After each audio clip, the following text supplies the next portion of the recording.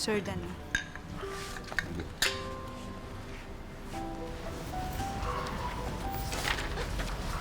Galing sa korte yan.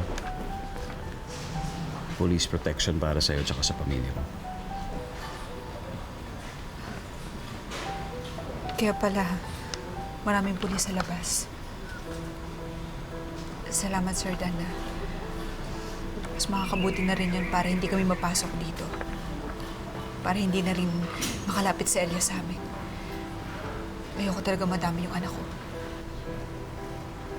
Kung magalala, gagawin natin lahat para mahuli siya. At pasusukuin natin siya. Okay?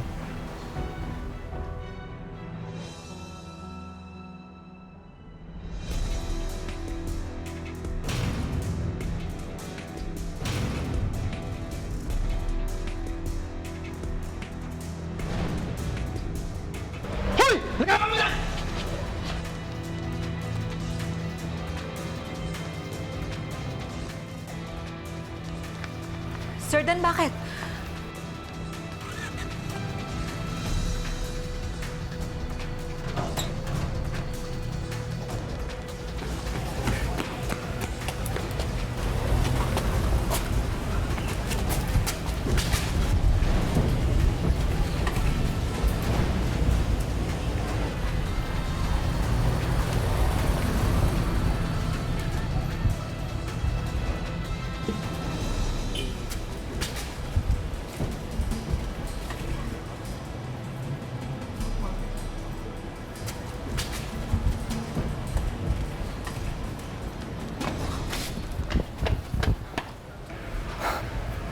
Gago ka, ha?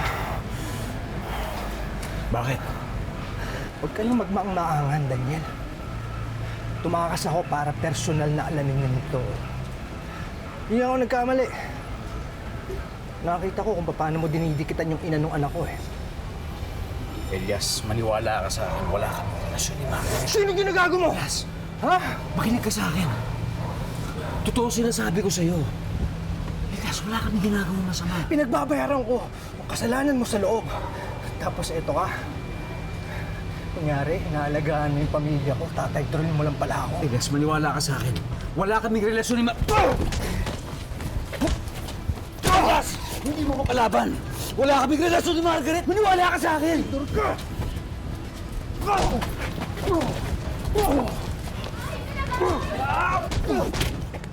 Ay, mga nag-aaway! Tingnan niyo! Pulis! Nag-aaway sila! Pulis!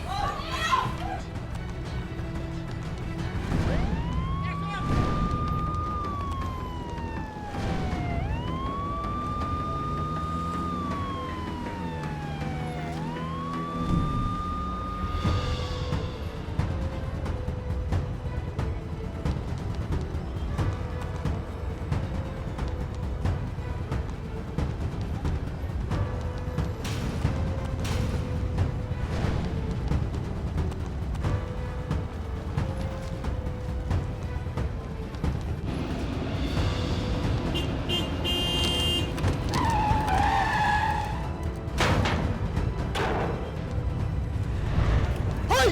Kung magpapakamatay kayo, huwag niyo ako idamay, ha! Dali, makinig ka sa akin. Wala kami ginagawang masama ni Margaret.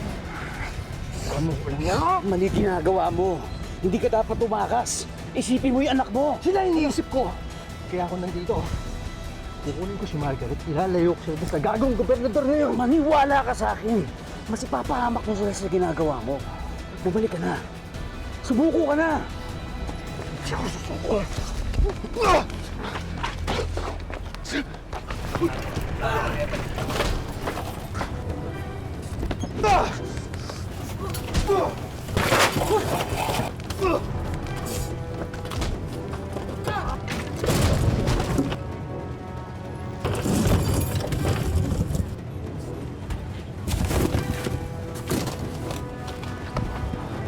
Tantanan mo yung mag-inaw, ha? Mahal mo magkamatayan tayo.